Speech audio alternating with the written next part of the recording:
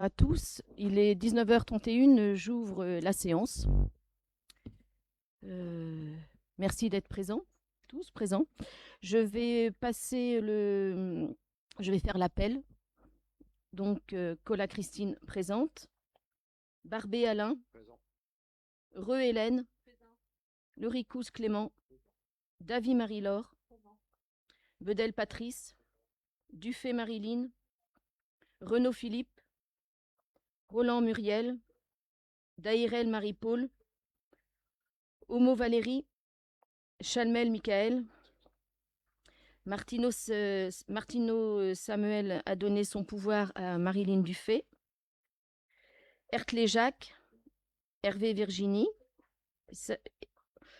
Niel Sabine, Le Gonidec Benjamin, Macaigne Nicolas, Guinéeux Nadège, Bondo Paul, L'Hôtelier Claire, Verriès Patricia, c'est comme ça que ça se prononce, Verriès Patricia, Goisé Jean-Michel, Massé David, Gouès Morgane, Pajot Pauline, De Rondier Fabienne, Lemoine Dylan et Gomez Emmanuel.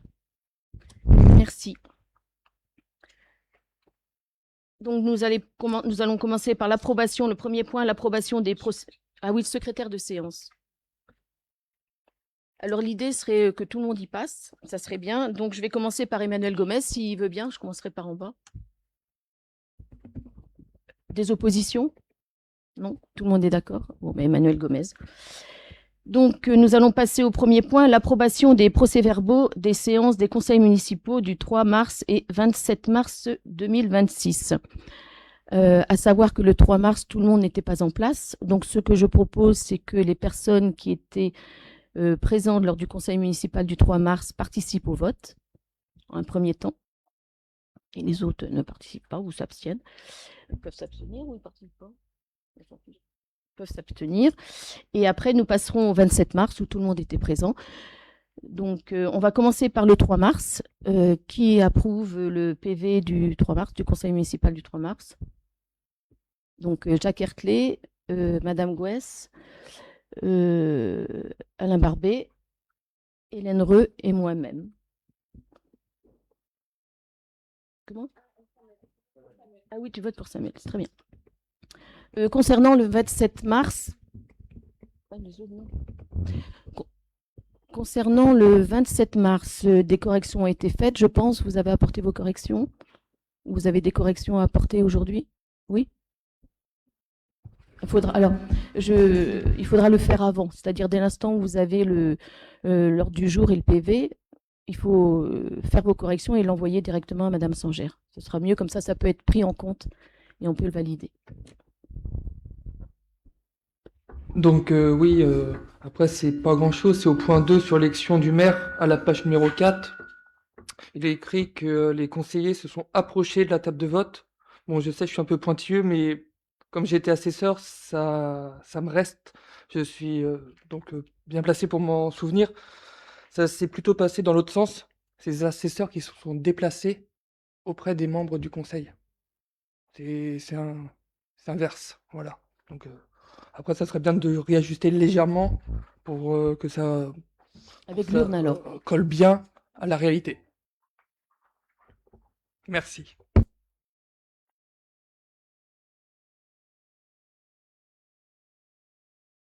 Donc, Madame Dandieu me dit que ce sont les phrases types que la préfecture apporte, donc correspondent voilà, à toutes les intronisations, enfin les passations de pouvoir, et lorsqu'il y a des votes, c'est comme ça que ça se fait.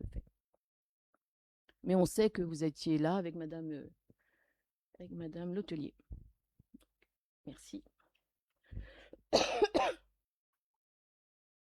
Ah oui, qui approuve, qui vote pour, avec la correction, bien sûr, qui sera, bah, évidemment, elle sera mise. Bon, l'unanimité.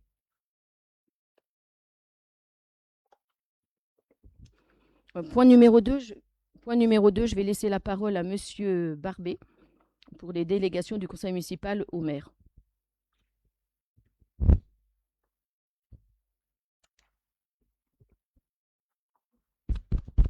C'est bon.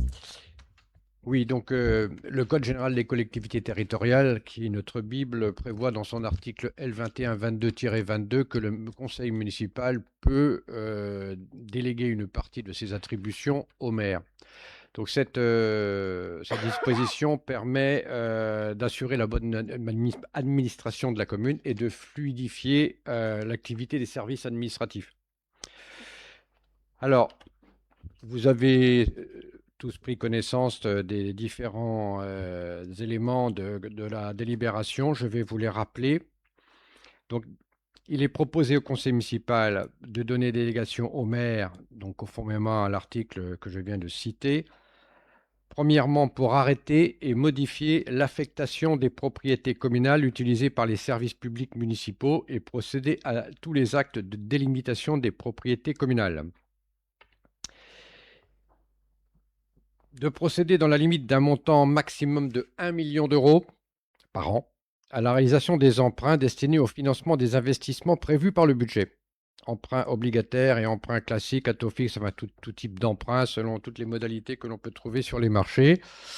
Aux opérations financières utiles à la gestion des emprunts, y compris la possibilité de réaménager la dette avec des remboursements anticipés. Faculté aussi de passer du taux variable à taux fixe et l'inverse étant aussi vrai, y compris les opérations de couverture des risques de taux de change, ainsi que de prendre les décisions mentionnées à l'article L22-21-5-1 sous réserve des dispositions du C de ce même article. Bon, tout ça c'est très technique, mais en fait c'est dans les grandes lignes de pouvoir emprunter jusqu'à un montant de 1 million d'euros, parce que parfois il faut arbitrer très rapidement. Et ça permet, encore une fois, de ne pas attendre le prochain conseil pour ce faire. Prendre toute décision concernant la préparation, la passation, l'exécution et le règlement des marchés et des accords cadres d'un montant inférieur à 215 000 euros hors taxes, ainsi que toute décision concernant leurs avenants lorsque les crédits sont inscrits au budget. Décider de la conclusion de la révision du louage des choses pour une durée n'excédant pas 12 ans, ainsi que la fixation des conditions financières y afférentes. La présente délégation s'applique aux biens mobiliers et immobiliers appartenant à la commune. Elle s'étend aux avenants, à la reconduction et à la résiliation des contrats ainsi définis, sans toutefois porter leur durée au-delà de la limite de 12 ans. Passer les contrats d'assurance et accepter les indemnités de sinistre y afférents. Créer, modifier ou supprimer les régies comptables nécessaires au fonctionnement des services municipaux, donc régie d'avance, régie de recettes. Prononcer la délivrance et la reprise des concessions dans les cimetières. Accepter les dons et legs qui ne sont grevés ni de conditions ni de charges. Décider l'aliénation de gré à gré des biens mobiliers jusqu'à 4 600 euros. On a repris à peu près ce qui se faisait antérieurement, hein. On n'a pas changé grand-chose. Fixer les rémunérations et régler les frais et honoraires des avocats, notaires, huissiers de justice et experts. Fixer dans les limites de l'estimation des services fiscaux, donc le service des domaines, le montant des offres de la commune à notifier aux expropriés et répondre à leurs demandes. Décider de la création de classes dans les établissements d'enseignement. Fixer les reprises d'alignement en application d'un document d'urbanisme.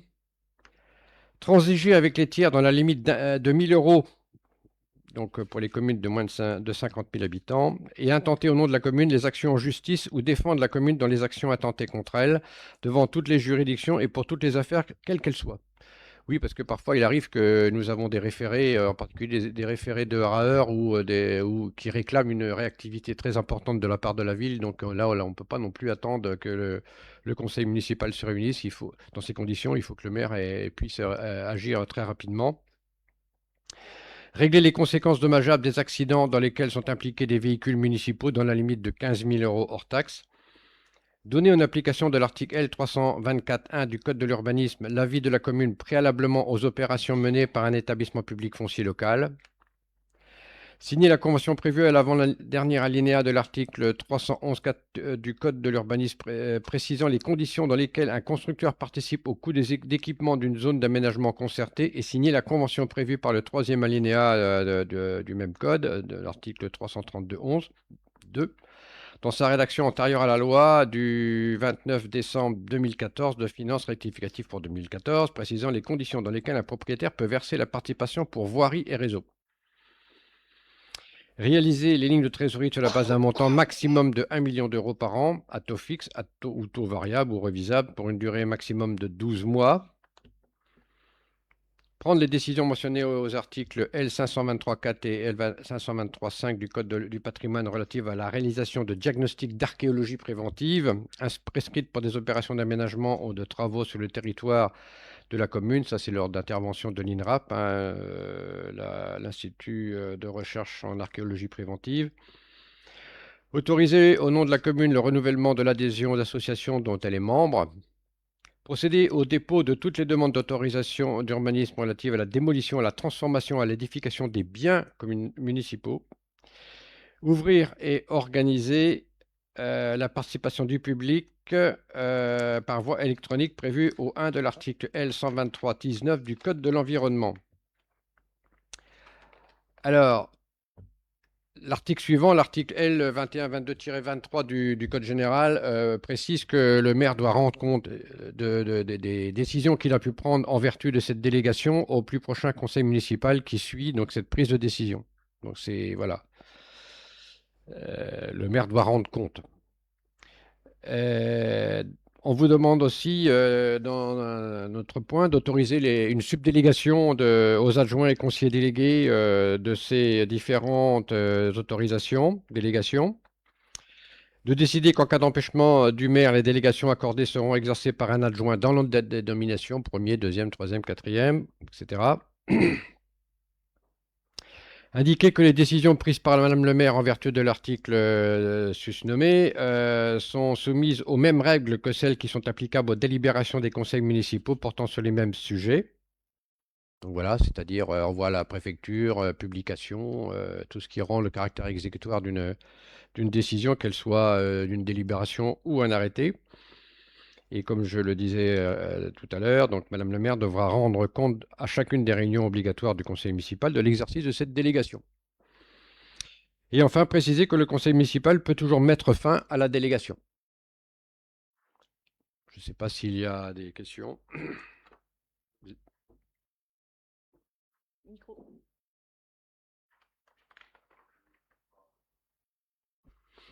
Bonsoir. Il manque le point 2, c'est une erreur de numérotation ou l'article n'est pas imprimé? Pas, non, c'est un choix qu'on a fait dans une liste qui figure dans le Code général des collectivités territoriales. Okay. Et on n'a pas pris le point 2 parce qu'il ne semblait pas intéressant encore une fois pour la continuité du service de le retenir. Voilà. Merci.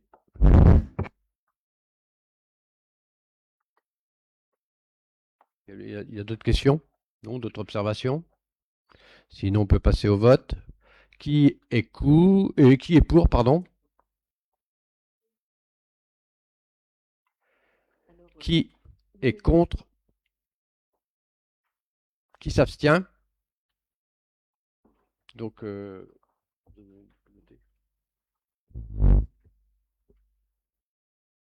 c'est 6, 7. 7.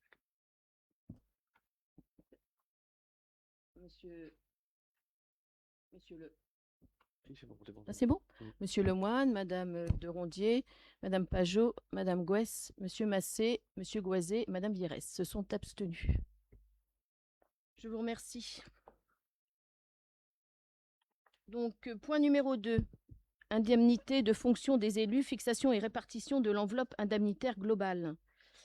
Vu les articles L 2123-20 et suivants du Code général des collectivités territoriales relatifs aux indemnités dont les élus locaux peuvent bénéficier, vu la loi du 22 décembre 2025 portant création d'un statut de l'élu local, vu le procès-verbal en date du 27-03-2026 relatif à l'installation du conseil municipal constatant l'élection du maire et de 8 adjoints, considérant que si par principe les fonctions électives sont gratuites, les élus municipaux peuvent bénéficier d'indemnités de fonction qui viennent compenser les dépenses et les sujétions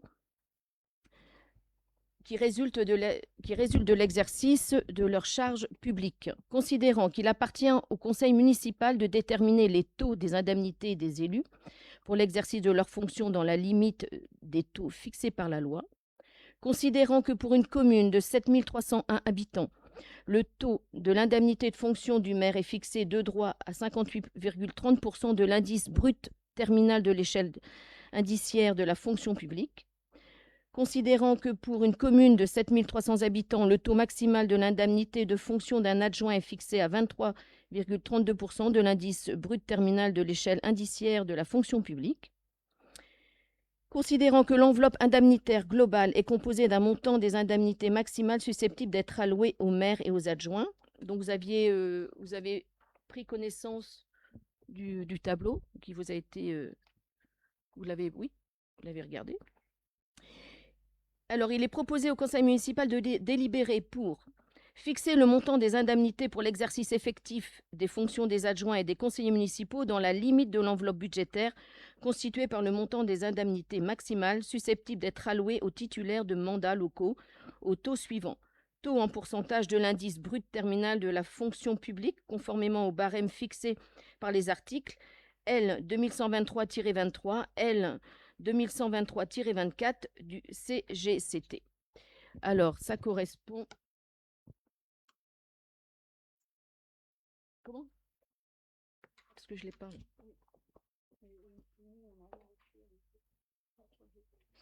Oui, donc, alors, ça se répartit ainsi. Donc, je vous parle en brut. Hein. Donc, le maire, 2396,43 €. Premier adjoint jusqu'au 8e adjoint, donc ça représente 21,51%, c'est ce que je vous lisais tout à l'heure. 884,17 pour les adjoints bruts. Et donc, les 3 conseillers délégués, qui sont Michael Chalmel, Jacques Hertlé et Samuel Martineau, un taux de 4,80, soit 197,30 brut. Oui, parce qu'il y a eu un... Ah oui, donc, excusez-moi, c'est vrai. En fait, il y a eu un délégué en moins, vu le changement dans son travail, donc il était impossible pour lui de donner du temps. Et en plus, d'avoir une indemnité et ne pas pouvoir assurer le temps qui était nécessaire, donc il a refusé. Donc voilà, c'est pour ça que nous sommes passés à 3, oui, excusez-moi. Merci. Donc, on va tourner. C'est tout. Donc, article 2, rappeler que les indemnités de fonction seront automatiquement revalorisées en fonction de l'évolution de la valeur du point de l'indice brut terminal de la fonction publique. De rappeler que les crédits nécessaires sont inscrits au budget communal. Un tableau récapitulant, bon, évidemment, on vous l'enverra. De toute façon, dans le PV, on vous enverra le bon tableau. Un tableau récapitulant l'ensemble des indemnités allouées aux membres du conseil municipal est annexé à la présente délibération qui sera changée. Y a-t-il des observations?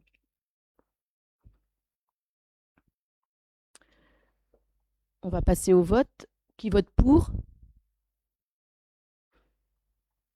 Donc, vote pour avec Madame Derondier et Monsieur Lemoine.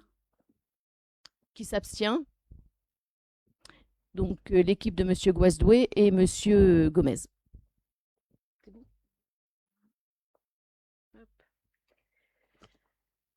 Point 3. Point 3, le centre communal d'action sociale. Alors là aussi, nous avons modifié. Nous avons... Oui, pardon. Juste, hop là, excusez-moi, je parle trop près. En fait, on sait tous que M. Guasdoué a démissionné. Donc, en fait, peut-être qu'on pourrait éviter de le citer dans le conseil municipal. Alors, je dis quoi? Pour Pleurtuis, l'équipe... vous pouvez dire l'équipe de Madame Guès, éventuellement. L'équipe de Madame Guès. Eh bien, c'est bien voilà. de rappeler... merci. Merci pour cette rectification et cette précision. Donc, le point 3, centre communal d'action sociale. Fixation du nombre de membres du conseil d'administration. Nous vous avons rencontré Madame, par ordre, Monsieur Gomez, qui représente Pleurtuis en commun. Nous avons rencontré Monsieur Dylan Lemoine. Je ne me rappelle plus le nom, mais bon, on s'en fiche. Et Madame, je ne me rappelle plus. Et Madame Guès, donc, qui représentante de l'équipe de Pourportu. Il a donc, au vu de nos discussions, nous étions partis sur 5 représentants élus et 5 extérieurs, représentants d'associations. Et nous avons changé, donc là c'est pas écrit, on n'a pas eu le temps, donc on passe à 6. Donc en fait le nombre de membres sera de 12 et non pas de 10. Voilà. Donc on fait une ouverture parce qu'il est important aussi que les minorités soient représentées au sein même du conseil d'administration. Donc, vu le code général des collectivités territoriales, vu le code de l'action sociale et des familles, et notamment les articles L123-6 et R123-7 à R123-15, considérant que le centre communal d'action sociale est administré par un conseil d'administration présidé de droit par le maire, considérant que le conseil municipal fixe par délibération le nombre des membres du conseil d'administration du CCAS, considérant que ce nombre doit être pair, les membres étant répartis à part égale entre les membres élus par le conseil municipal en son sein et les membres nommés par le maire parmi les personnes participant à des actions de prévention, d'animation ou de développement social dans la commune. Je rappelle qu'il y a un appel à candidature pour les personnes extérieures. Donc, c'est jusqu'au 26 avril. Donc, faites passer le message. C'est important aussi de s'investir au sein même du CCAS. Pardon. Considérant qu'il convient de déterminer la composition du conseil d'administration du CCAS afin d'en assurer le bon fonctionnement. Donc, il est proposé, donc là on modifie, il est proposé au conseil municipal de délibérer pour fixer à 12, si vous en êtes d'accord, bien sûr, à 12 le nombre de membres du conseil d'administration du centre communal d'action sociale, le maire non compris. Donc ce conseil d'administration sera composé de Madame le maire, présidente de droit, 6 membres élus par le conseil municipal en son sein et 6 membres nommés par le maire. Avez-vous des observations? Non. On va passer au vote. Qui vote pour? C'est bien unanimité. Je vous remercie. Alors, syndicat, point 4. Où est-ce qu'il est mon papier? Alors, le point 4, syndicat Rance Émeraude Assainissement, le nouveau REA. Élection des délégués communaux. Rance Émeraude Assainissement, syndic mixte à vocation unique en charge de l'assainissement collectif, regroupe les communes de Lancieux, La Richardaie, le Ménic-sur-Rance, Pleurtuis, Saint-Briac-sur-Mer, Saint-Lunaire et Trémeureuc. Vu le Code général des collectivités territoriales et notamment l'article L 5211-7, vu les statuts du syndicat REA et en particulier son article 12, considérant que la commune de Pleurtuis est représentée au sein du comité syndical par 2 délégués titulaires et 2 délégués suppléants, considérant que conformément à l'article L 5211-7 du CGCT, les délégués de la commune sont élus au scrutin secret à la majorité absolue. Si, après 2 tours du scrutin, aucun candidat n'a obtenu la majorité absolue, il est procédé à un 3e tour de scrutin. L'élection a lieu à la majorité relative. En cas d'égalité, le plus âgé est élu. Le conseil municipal peut décider à l'unanimité de ne pas procéder au scrutin secret aux nominations des délégués. Alors, je ne sais pas s'il y a certains qui veulent se présenter. Je vais vous présenter 2 titulaires, 2 représentants suppléants. Après, si vous voulez vous présenter, vous pouvez le faire. Donc, les représentants titulaires pour le REA, Alain Barbet et Hélène Reux. Représentants suppléants, donc Michael Chalmel et Madame Gouez. J'ai un doute, on s'est appelé tout à l'heure. Je ne sais pas comment vous êtes arrangé avec Monsieur Gomez, pardon. Je sais que vous êtes vus, mais je ne sais plus si c'est lui qui prend le REA ou si c'est vous. Donc c'est vous le REA. Donc je recommence. Alain Barbet, Hélène Reux, titulaire, et représentants suppléants, Michael Chalmel et Morgane Gouez. Si je peux juste apporter une précision, pourquoi Alain Barbet et Hélène Reux? Parce qu'Alain Barbet, il faisait partie du SIAPL auparavant, donc le SIAPL s'est versé dans le REA, comme vous devez le savoir. puisqu'il s'est dissous en fin d'année dernière et pour intégrer donc la nouvelle structure qui s'appelle Rance Émeraude Assainissement.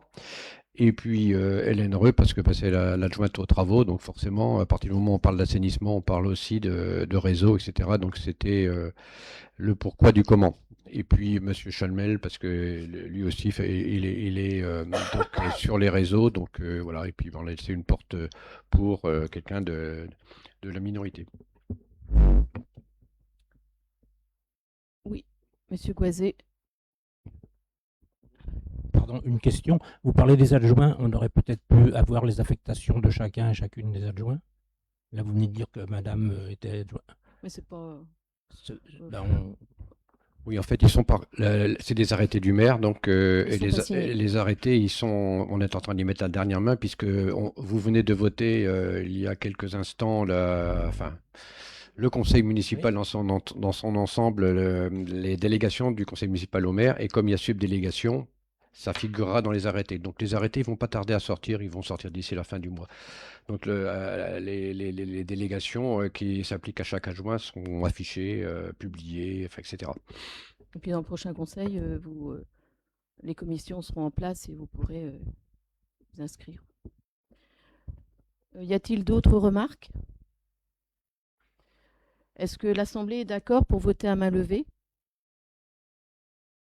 Oui. Donc, je vous propose de voter pour Alain Barbé, Hélène Reux, représentant titulaire, Michael Chalmel et Morgane Gouès, représentant pour le REA. Qui vote pour? Unanimité.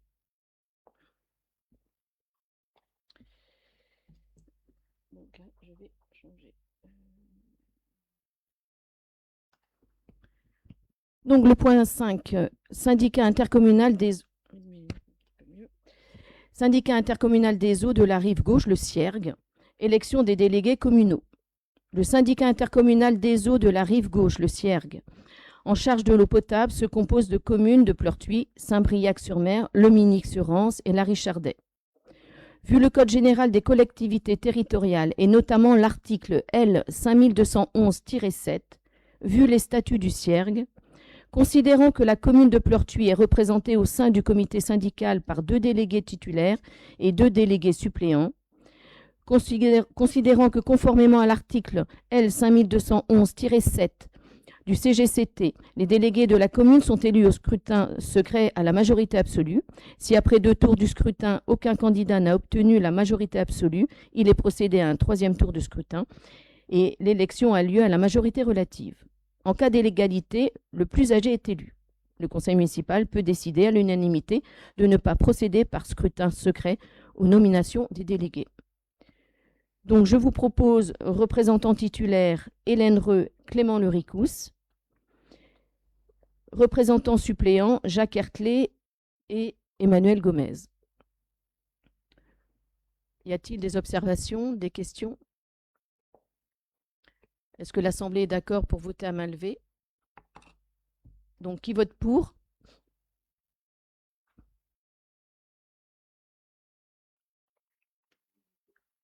Comment? Unanimité, oui, oui. Donc, écoutez, je vous remercie. Le syndicat départemental d'énergie d'Ille-et-Vilaine, élection d'un représentant communal.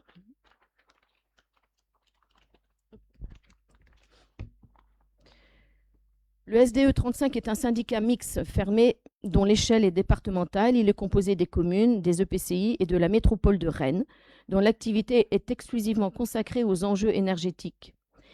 Il œuvre au quotidien pour rendre possibles les projets des élus locaux qui contribuent à la transition énergétique de l'Ille-et-Vilaine, sobriété, efficacité énergétique et développement des énergies renouvelables. Il regroupe depuis le 1er mars 2010 les 332 communes du département. Le SDE 35 est autorité organisatrice du service public de l'électricité en Ille-et-Vilaine, propriétaire du réseau de distribution de l'électricité dont l'exploitation est confiée à Enedis au travers d'un contrat de concession. Le SDE 35 assure la compétence éclairage public pour 236 communes du département. Le SDE 35 accompagne aussi les communes et EPCI dans leur trajectoire de sobriété énergétique grâce aux services suivants: pilotage du groupe d'achat d'électricité et de gaz à l'échelle du département. Sereine 35, accompagnement à la rénovation énergétique des bâtiments publics. Partenaire 35, association créée pour faciliter le développement des boucles d'autoconsommation collective. Le SDE intervient aussi sur la mobilité décarbonée. Pilote le schéma départemental d'infrastructures de recharge pour véhicules électriques, gère le réseau de bornes publiques BEA Ouest Charge et porte des amis permettant de massifier l'offre privée des bornes de recharge. Le SDE 35 contribue au développement des énergies renouvelables en portant la compétence réseau de chaleur pour les communes qui le souhaitent, en accompagnant les territoires dans l'élaboration de leur plan climat au travers de la SEM Énergie V, dont il est actionnaire. Je ne sais pas si je prononce tout bien. Le SDE 35, la gouvernance. Donc, le SDE 35 est administré par un comité syndical composé de délégués élus qui participeront aux instances, bureau, commission, comité syndical. Une partie des délégués est issue des communes, l'autre partie est directement nommée par les EPCI. Les délégués du comité syndical issus des communes sont élus en début de mandat par les représentants communaux et réunis par collège géographique répartis par pays. Dans chaque commune, le représentant communal est désigné par délibération du conseil municipal. Il participe à l'élection des délégués syndicaux en début de mandat, a accès aux formations, aux rencontres thématiques ou territoriales organisées par le SDE 35. Il n'a pas de rôle décisionnel au sein de la gouvernance du SDE 35, mais il est référent des affaires liées au SDE 35 pour la commune. Il sera donc en lien régulier avec le SDE 35 au cours du mandat.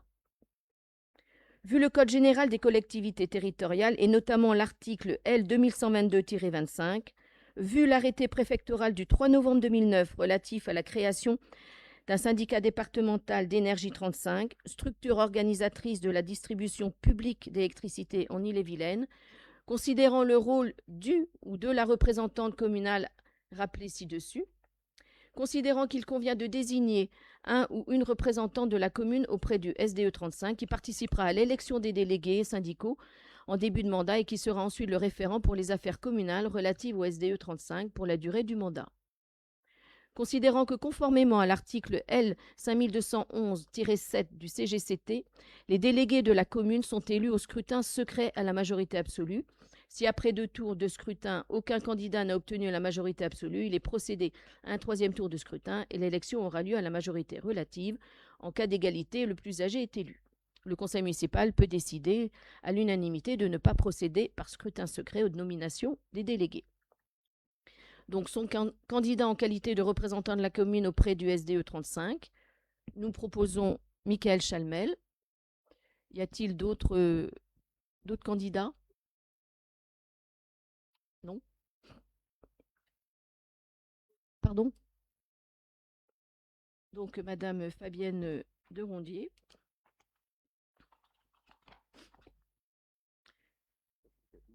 Oui, il n'y a qu'une place.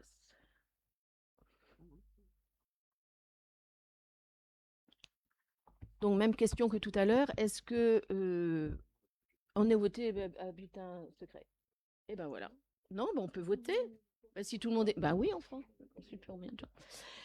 Est-ce que l'Assemblée est d'accord pour voter à main levée? Oui? Oui. Donc, pardon? Oui, l'unanimité. Donc, je propose de voter pour Michael Chalmel en premier. Qui vote pour?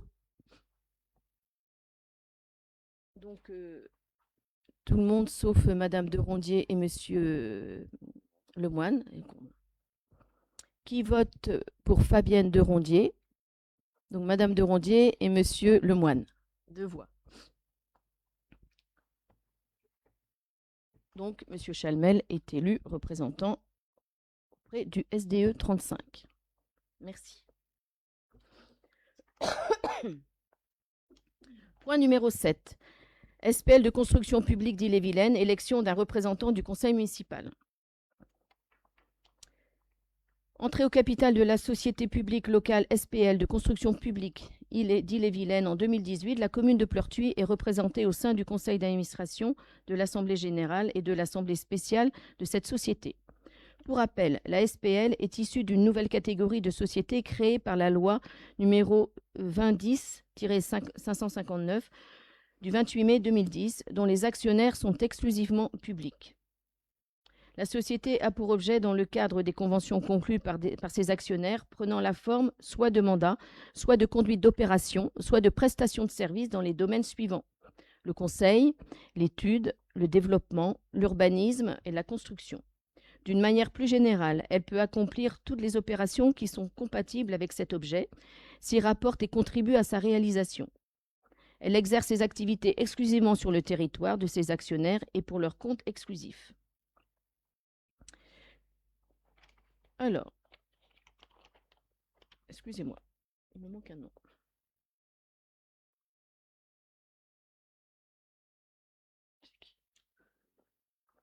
Excusez-moi.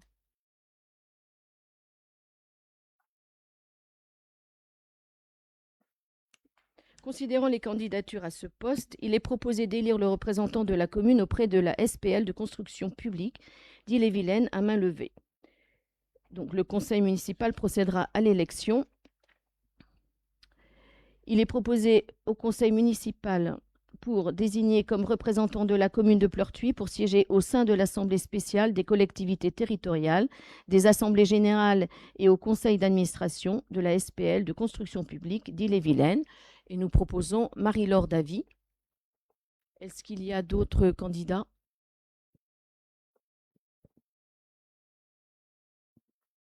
Non. Je vous propose de voter à main levée. Qui est pour? Donc tout le monde sauf Madame Desrondiers et Monsieur Lemoine. Qui s'abstient et qui vote contre? Donc, alors, vous votez contre tous les deux? Oui. Donc contre Madame Desrondiers et Monsieur Lemoine pour la proposition de Madame Marie-Laure Davy. Donc Marie-Laure Davy est nommée. Merci.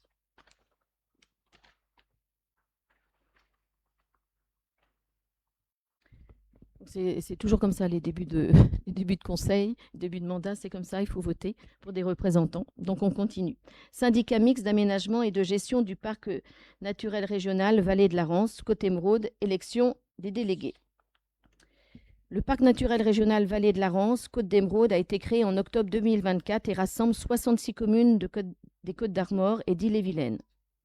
En 2023, les conseillers municipaux de ces communes ont voté l'approbation de la charte du parc, valable 15 ans, l'approbation des statuts du syndicat mixte du parc et leur adhésion à ce dernier. Il en est de même pour les autres membres du syndicat du parc, la communauté de communes Côte d'Émeraude, Dinan Agglomération et Saint-Malo Agglomération, ainsi que les conseils départementaux Côte d'Armor et d'Ille-et-Vilaine et de la région Bretagne. Le syndicat du parc, qui rassemble l'ensemble de ces collectivités, est chargé de la coordination, de la mise en œuvre de la charte du parc et de la conduite de nombreuses actions dans les domaines de la préservation et de la valorisation de la nature, du patrimoine culturel et des paysages, de l'éducation et de la sensibilisation à l'environnement, de l'économie durable. Il accompagne les communes et les autres acteurs locaux dans leurs projets et a également la capacité à mobiliser des financements pour le territoire. Suite au renouvellement des conseils municipaux, ces derniers sont appelés à élire leurs délégués, un titulaire et un suppléant au syndicat mixte du parc.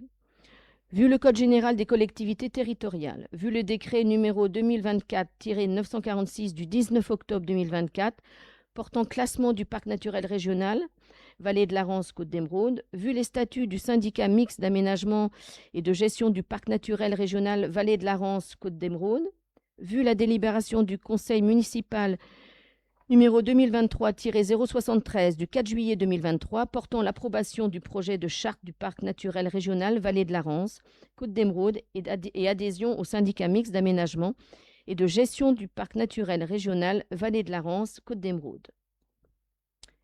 Considérant les candidatures à ce poste, donc Madame Davy Marie-Laure en tant que déléguée titulaire et Madame Guès, déléguée suppléant. Donc il est proposé d'élire donc les délégués de la communauté de la commune auprès du syndicat du parc à main levée. Donc, je vous demande aujourd'hui de désigner comme délégué, on va voter, donc qui est d'accord pour... vote à main levée, oui, tout le monde est d'accord. Délégué titulaire, Madame Davy. Délégué suppléant, Madame Gouès. Est-ce qu'il y a d'autres propositions? Alors qui prend quoi? Donc, Madame Derondier en délégué titulaire et moi-même en suppléant. Et monsieur... Et je réitère ma demande que je vous ai faite par téléphone. Effectivement, dans le cadre de mon ancienne mandature, j'ai participé à l'élaboration de la charte et j'ai pu mettre en place des actions sur la commune dans le cadre du parc naturel régional. Et de ce fait, je réitère quand même le fait de pouvoir éventuellement être délégué titulaire au sein du parc et possiblement accompagné de Monsieur Gomez en tant que titulaire suppléant. Donc, je vous ai répondu. Il y a 6 ans, je pense que vous découvriez aussi ça. Donc, il faut laisser aussi l'équipe en place. Donc, je maintiens ma réponse, c'est-à-dire Marie-Laure Davy va découvrir. Et puis, bon, vous étiez d'accord aussi pour... Oui, j'en conviens bien, mais je préférais leur demander devant tout le monde simplement. Oui, non, mais là aussi, il y a une certaine logique, parce que Marie-Laure Davy sera chargée de l'urbanisme. Vous savez qu'on est en train de réviser le PLU, et forcément, le PNR aura un impact sur le PLU, donc c'est assez logique que Marie-Laure Davy soit en délégué titulaire. Exactement, mais ça aurait pu être un travail d'équipe justement et de pouvoir... vous y serez. voilà. Vous Oui, y oui, serez. mais vous savez, un travail d'équipe, il n'y a pas besoin d'avoir des noms sur les papiers. Il suffit juste des bonnes volontés Exactement. et de l'avoir et l'envie de travailler ensemble. Voilà. Mais bon, vous y serez. Donc, je propose de voter à main levée. Donc, délégué titulaire, Madame Marie-Laure Davy, et délégué suppléant, Madame Morgane Gouès. Qui est pour?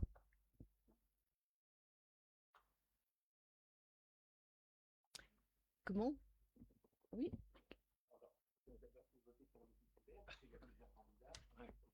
C'est un peu compliqué, alors les titulaires, c'est pas logique. C'est par liste, oui. Non. Titulaire et suppléant, et après on va voter pour un autre groupe, une autre proposition, titulaire et suppléant. Ça évite de lever la main 36 fois, je pense que c'est... Alors donc, unanimité, qui vote, qui s'abstient? Non, mais je sais, oui, mais qui s'abstient pour Madame Marie-Laure Davy et donc Monsieur et Madame Gouès, qui vote, qui s'abstient? Non. Qui vote contre? Voilà, Madame Derondier, Monsieur Lemoine.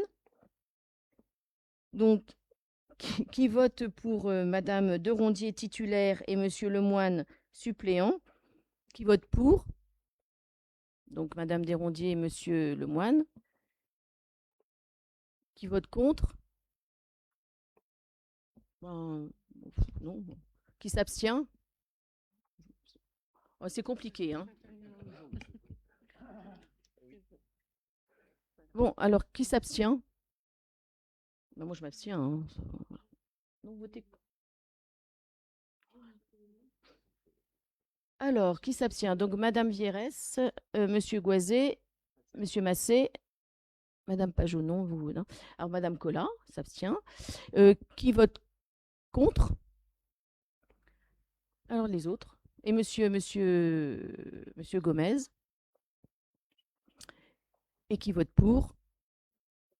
Ah, on l'a déjà dit. Bon, on l'a déjà dit. Moi, je suis perdue, hein, parce que alors là, oui, c'est bien. Moi, il y en a qui suivent. Merci. Bon, merci. Davy est désignée titulaire et Madame Morgane Gouès suppléante.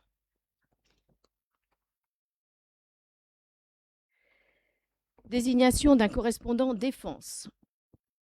Vu le Code général des collectivités territoriales, vu la circulaire du 26 octobre 2001 relative à la mise en place d'un conseiller municipal en charge des questions de défense dans chaque commune, vu l'instruction du 8 janvier 2009 du ministre de la Défense qui précise que les délégués militaires départementaux renseignent les correspondants défense et les épaulent dans leur démarche en liaison avec les autorités compétentes et que le correspondant défense remplit une mission d'information et de sensibilisation des administrés de la commune aux questions de défense. Interlocuteur privilégié des autorités civiles et militaires du département et de la région, le rôle du correspondant défense s'organise autour de 3 axes, que sont la politique de défense, le parcours citoyen, la mémoire et le patrimoine. La politique de défense. C'est informer les citoyens sur la politique de défense de la France qui vise à assurer la protection des Français et de leur intérêt sur le territoire national et à l'extérieur. Pour permettre au correspondant défense d'exercer pleinement cette mission, il disposera d'informations régulières qui lui seront directement adressées par la délégation à l'information et à la communication de la défense du ministère des Armées. Le parcours citoyen, c'est sensibiliser les jeunes générations à la défense Sensibiliser les jeunes générations à la défense en constitue l'un des éléments essentiels. Composant le parcours de citoyenneté, l'enseignement de défense aide les jeunes à comprendre les valeurs qui fondent la République. Le recensement et la journée défense et citoyenneté, moment privilégié pour aborder et débattre des questions de défense, offrent l'occasion aux jeunes d'une rencontre directe avec l'institution militaire. Le correspondant défense peut solliciter le soutien des centres du service national et de la jeunesse pour mener à bien des actions dans sa commune. La mémoire et le patrimoine. Assurer un rôle pédagogique sur le devoir de mémoire, la reconnaissance et la solidarité. La mémoire éclaire la nécessité d'une défense et légitime l'effort de la nation pour sa mise en œuvre. Le correspondant défense peut s'appuyer sur les services départementaux de l'Office national des combattants et des victimes de guerre pour organiser des cérémonies commémoratives. Considérant la proposition de Clément Lericous de se porter candidat, il est proposé d'élire le correspondant défense à la main levée. Donc, nous proposons Clément Lericous. Y a-t-il d'autres candidats? Alors, nous avons Monsieur Massé et Monsieur Dylan Lemoine. On continue à voter à main levée. Donc, qui vote pour Clément Lericous? La majorité. Qui s'abstient? Monsieur... Non, non. Monsieur Gomez, vous vous abstenez sur la proposition de Monsieur Lericous. Qui vote contre? Alors, qui vote contre? Monsieur Lemoine, Madame Derondier, Madame Pajot, Madame Gouès, Monsieur Massé, Monsieur Goisé et Madame Vierès. Pour la candidature de Monsieur Massé, qui s'abstient? Autant s'abstenir. Bon, qui s'abstient? Donc Monsieur Le Gonidec, Monsieur Gomez et Madame Collat. Qui vote contre? Les autres, plus Monsieur Lemoine et Madame Derondier. Et donc, qui vote pour Monsieur Massé? Ah là là là là. Ben, l'équipe de Madame Gouès. Voilà. Donc, Madame. C'est bon. Maintenant, Monsieur Lemoine. Alors, qui vote pour Monsieur Lemoine? Ça va être beaucoup plus simple. Donc, Monsieur Lemoine et Madame Derondier. Qui s'abstient? Monsieur Massé, Madame Collat et Monsieur Le Gonidec. Qui vote contre? Alors, qui vote contre? Les autres, oui, mais Monsieur Gomez, Madame Pajot, Madame Gouès, Monsieur Goisé, Madame Vierès. Et les autres de la... Voilà. C'est bon? Merci. Bon. Donc, Monsieur Clément Lericous est nommé correspondant défense de la commune de Pleurtuis. Désignation d'un délégué auprès du Comité national d'action sociale, le CNAS. Vu la loi 2007, numéro 2007-209 du 19 février 2007 relative à la fonction publique territoriale, vu l'article L. 731-4 du Code général de la fonction publique, considérant que le Comité national d'action sociale, le CNAS, est une association régie par la loi du 1er juillet 1901 relative au contrat d'association qui propose une offre de prestations sociales à destination des personnels des collectivités territoriales et de leurs établissements publics. Considérant que l'adhésion de la commune de Pleurtuis au CNAS depuis le 1er janvier 2019 s'inscrit dans la politique générale de la collectivité en matière d'action sociale, considérant qu'il est demandé au conseil municipal de désigner un délégué des élus chargés de représenter la commune au sein du CNAS, considérant la candidature de M. Alain Barbet à ce poste, il est proposé d'élire le délégué auprès du CNAS à main levée. Oui, c'est bien. C'est pareil, c'est une histoire de logique parce qu'en fait, je serai adjoint donc en charge des ressources humaines, donc du personnel. Vous le savez sans doute, le CNAS, le Comité national d'action sociale, c'est un organisme qui a vocation à apporter des prestations aux employés territoriaux. Donc voilà, ça touche très, très directement le personnel, ceci expliquant cela.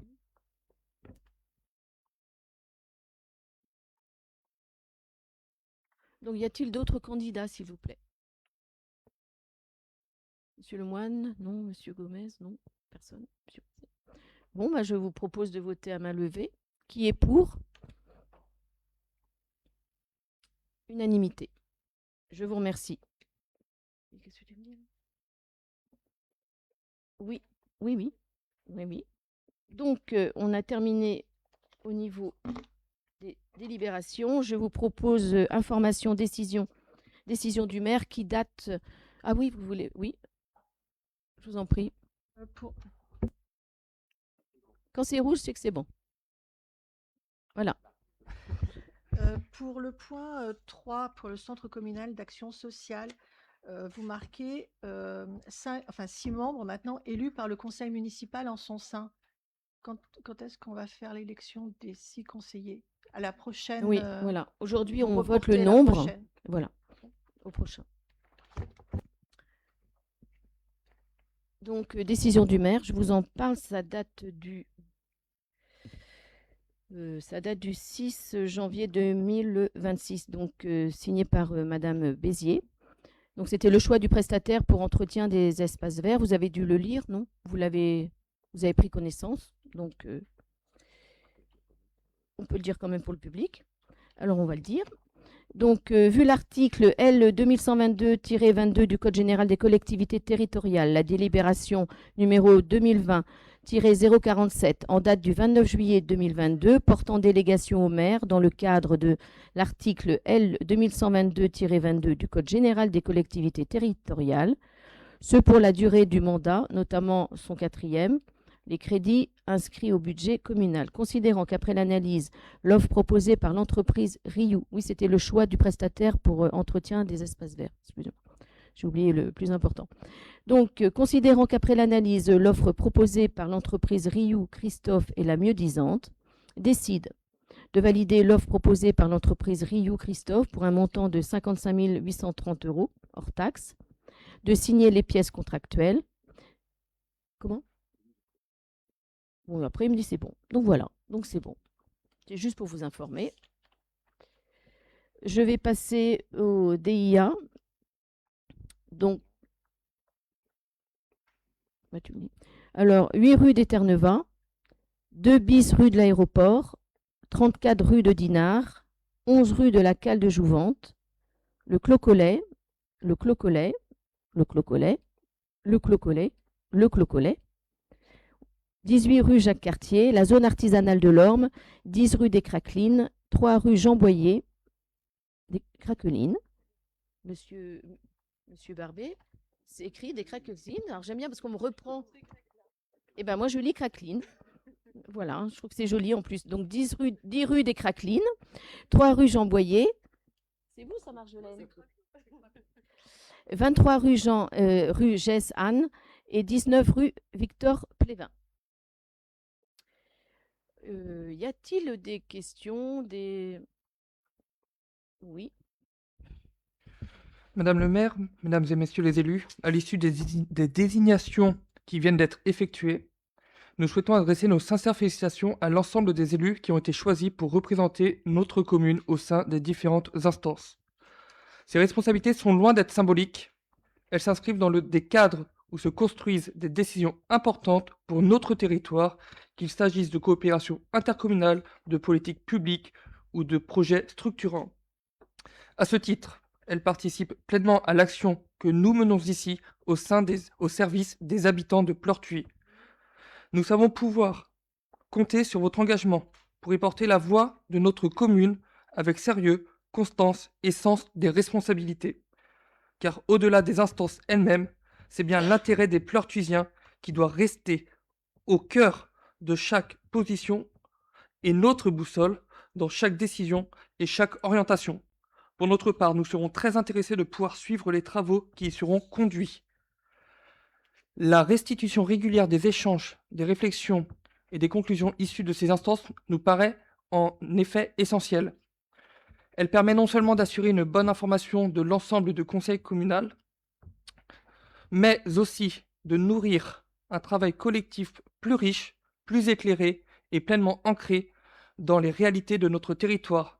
C'est dans cet esprit de partage, de transparence et de continuité entre les différentes instances que peut s'exprimer toute la qualité du travail municipal. Nous souhaitons également partager un point de vigilance. Le développement des coopérations intercommunales est une réalité structurante de notre territoire. Pour autant, il nous semble important de veiller à cela ne conduise pas à une dilution excessive des compétences ou de la capacité d'action de la commune au profit de structures dont le fonctionnement peut parfois s'éloigner des réalités locales. L'équilibre entre les différents niveaux de décision est essentiel. Il implique que chacune et chacun, dans les fonctions qui lui ont été confiées, puisse exercer pleinement ses responsabilités et en assumer les conséquences dans le respect des engagements pris devant les habitants. Je vous remercie. Je vous remercie, Monsieur Lemoine. Avant de clôturer le conseil municipal, vous avez tous été destinataires de la visite de l'usine marémotrice de la Rance. Je vous invite, vous avez trois dates, donc je vous invite à répondre assez rapidement à Madame Sangère, donc soit le 2, le 3 ou le 17 juin. Le 2, le 9 ou le 17 juin. Hein. Donc avant le 22 mai, donc ça arrive vite, hein, il y a des... Et sinon, je vous ai parlé des appels à candidature pour le CCAS, donc ça c'est fait. Je voulais aussi informer la population que la mairie est ouverte tous les samedis de 10h à 12h. Voilà, donc si vous avez des questions, vous voulez nous rencontrer, eh bien la porte est ouverte. Voilà, faites comme les autres Pleurtuisiens et Pleurtuisiennes qui sont venus les 2 derniers samedis et c'était très agréable. Voilà, je vous remercie. Prochaine réunion, prochain conseil municipal le 30 avril. Alors, prochain, notez. Allez, crayon, papier, agenda. Donc, prochain conseil municipal le 30 avril et le 28 mai.